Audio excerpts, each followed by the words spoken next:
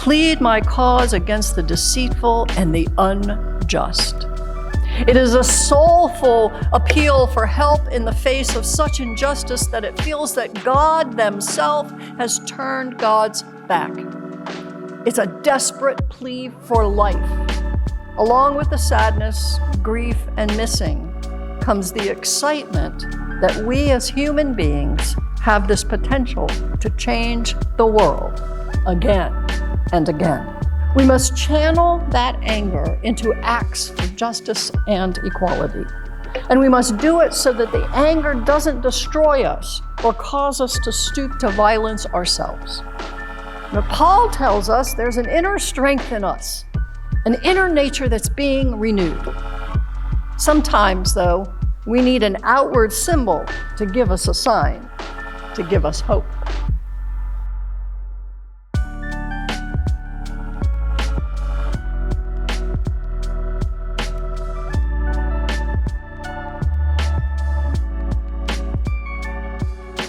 A cry for justice. In our reading, the translation is defend my cause, but the New International Version says plead my cause. I like that. It gives the flavor of how distraught the psalmist is. Plead my cause, God. Plead my cause against the deceitful and the unjust. It is a soulful appeal for help in the face of such injustice that it feels that God themselves has turned God's back. It's a desperate plea for life, a psalm or a song for life, which is why we sang Singing for Our Lives. Some of you might have recognized that song, but I wonder if you know where it came from. The song was written by Holly Near in response to the assassination of Harvey Milk and Mayor George Moscone on November 27, 1978. On her way to the candlelight vigil that night, she composed this song. And it was sung for the first time that night by those that were gathered mourning the death of these two men. On the 30th anniversary of those deaths, Holly led another crowd in this song and shared her experience of the night of the vigil. She said, "The rage we felt was so powerful. We had a choice in that moment to fall prey to grief and rage, or turn those emotions into a movement. There was a precedent that turning one's rage into a movement was a more effective choice. So that's what we did. Along with the sadness, grief, and missing comes the excitement that we as human beings have this potential to change the world again and again. That night we sang, "We are gay and lesbian people." And for many, it was the first time they said those words out loud. Think about that a moment. People were afraid to say the words gay and lesbian out loud. The song has been sung in worship, at rallies for the LGBTQ plus equality and women's rights movements, and peace marches. It speaks of the constant vigilance, singing for our lives in the face of oppression. That although we are angry at injustice, we are a gentle people, and we sing together, uniting together in the fight against oppression. Now, on first glance, and especially if you were here last week, you might say, wait a minute, angry? Didn't you preach last week about being loving and forgiving? Well, yes. But anger about injustice is not forbidden. We should be angry in the face of injustice and unfair treatment. Our anger prevents us from being apathetic, or worse, accepting injustice or allowing oppression to be normalized. We should be angry when people are being hurt, when people are victims of hate and intolerance, and when people are purposely harmed for who they are, what they believe, where they come from, or who they love. We should be angry when people are threatened merely for living in their truth, when books are banned because they have LGBTQ characters, when children are bullied because they choose a different name or pronouns. We should be angry when in the name of religion, people are told they are not worthy to marry, not worthy to adopt children, not worthy to lead in the church, not worthy to make their own medical decisions. But here's the point. We must channel that anger into acts for justice and equality. And we must do it so that the anger doesn't destroy us or cause us to stoop to violence ourselves. And so we are a gentle, angry, and loving people. And we continue singing for our lives and the lives of the marginalized. The song was written specifically to rally people together in the face of hurt and oppression. But there are other songs that have been used by marginalized groups that we now sing as we too stand for justice. One of those is We Are Walking, or more accurately, Simahamba, which means we are walking in the Zulu language.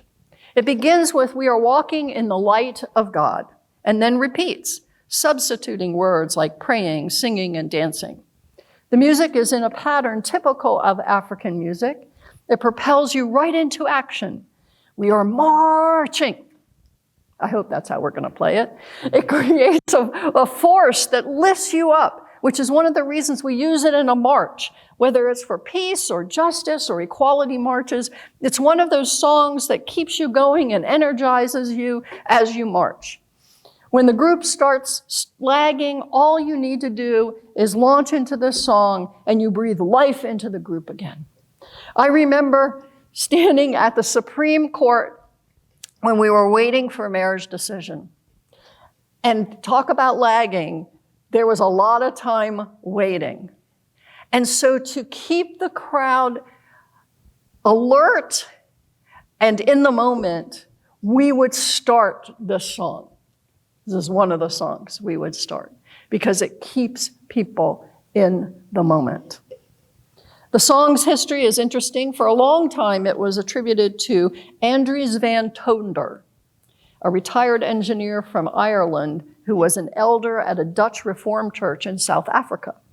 But we now think that he actually rewrote a folk song that he had heard, and it was sung in the Afrikaans language. He wrote his lyrics in the 1950s, and at some point, it was translated into the Zulu language, which you will see in your hymnals when we open our hymnals. It's often referenced as a South African protest song because it was sung in that country by those protesting apartheid. It speaks of coming together, marching together, singing together, dancing together, and praying together. Much like Holly Near's We Are Singing speaks of those gathered together, singing for their lives. Both songs give us hope in the face of darkness. Siyahamba reminding us that we march in the light of God, dispelling the darkness of oppression and injustice around us.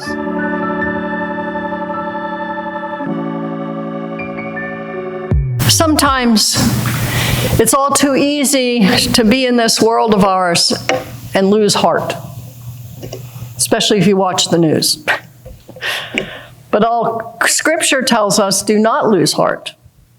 How do we manage to actually overcome the hopelessness that plagues us? We've already talked about gathering together to sing for our lives and marching and praying and dancing and singing together in the face of hopelessness. But Paul tells us there's an inner strength in us, an inner nature that's being renewed. Sometimes, though, we need an outward symbol to give us a sign, to give us hope. Now, we don't read from the book of Sirach much. In fact, some of you might not even have that book in your Bibles. The traditional King James Version doesn't include it.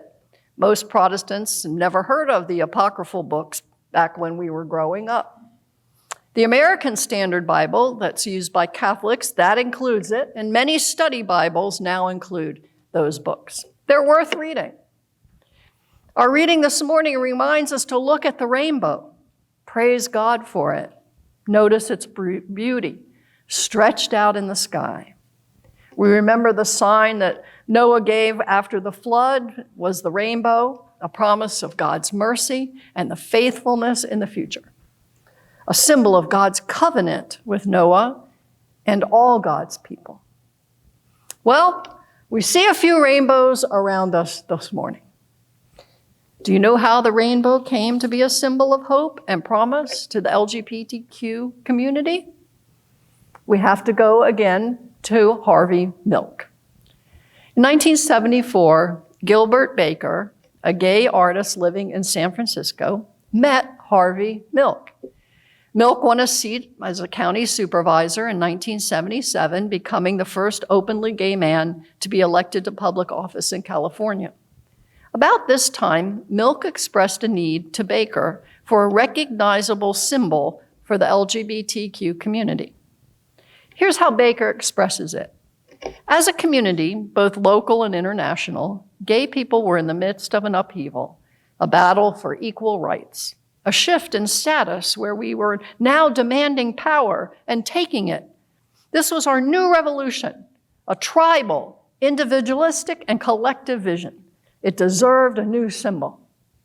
And so Baker created an 8-stripe rainbow design. And young people in the Gay Community Center labored to cut and dye and stitch together two huge flags for the San Francisco Gay Freedom Parade of 1978. They knew the world would be watching, and they wanted to make a big statement. The original colors were hot pink, red, orange, yellow, green, turquoise, indigo, and violet. Eventually, the hot pink was dropped due to the difficulty getting the dye color, and the turquoise and indigo were combined to blue in order for the flag to have an even number of stripes. Why? Because the Gay Freedom Parade organizers wanted to be able to split the flag in two so it could be carried on either side of the street and be evenly divided. The design has been used ever since as a symbol of the LGBTQ movement, to represent solidarity with the LGBTQ community, and to celebrate at Pride events all over the country and the world. The Pride Progress flag was designed in 2018 by a graphic designer, Daniel Quasar. It includes 5 new colors shaped in a chevron that points right, so it should be like this. Yes. The black and brown colors represent marginalized LGBTQ people of color. The blue, pink, and white colors represent the transgender and non-binary communities. Quasar included the new colors in a chevron pattern because he felt that the 6-striped LGBT flag should remain separated from the newer stripes as they differ in meaning. The chevron points to the right to show forward movement and that progress still needs to be made. I learned something doing this too. I never knew any of this about this new flag. This is now the flag that we have flying on our sign out front. Candle. This is the candle of sacrifice. Our movement did not spring into this moment in history fully formed. We benefit from the courage and wisdom of many who challenged both the dominant culture and oppressions within our own spaces. With a humility and deepest respect, let us take a moment of silence for those who laid a foundation of honor and openness.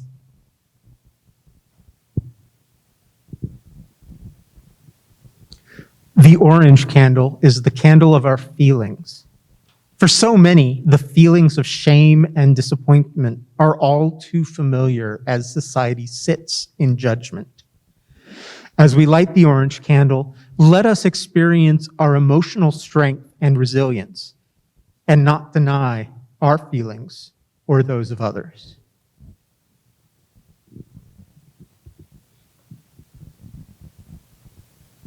The yellow candle is the candle of healing.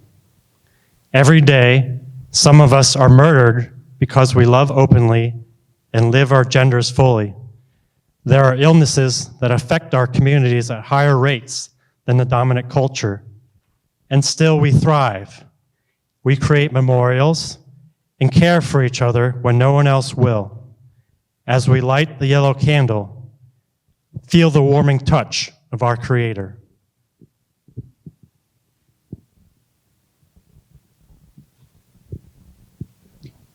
The green candle is the candle of motion.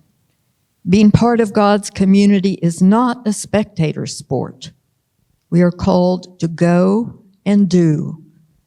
The scriptures tell us that doing for others in God's name can be as simple as giving a thirsty person water, but it still must be done.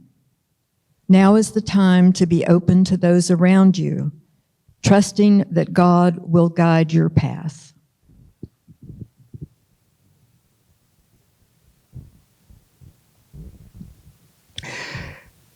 The blue candle is the candle of calm.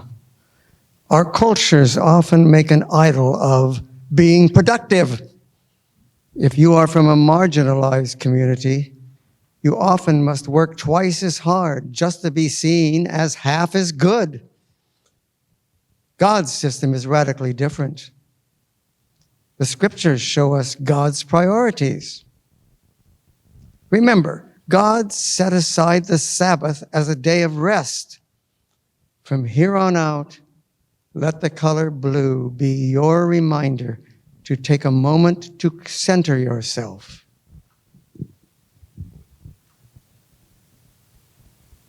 This is the candle of opportunity. Red and blue are the colors that come together to make purple. That combination of sacrifice and calm is the one way of revealing how we have made the gains that we celebrate today. Thank you. Amen.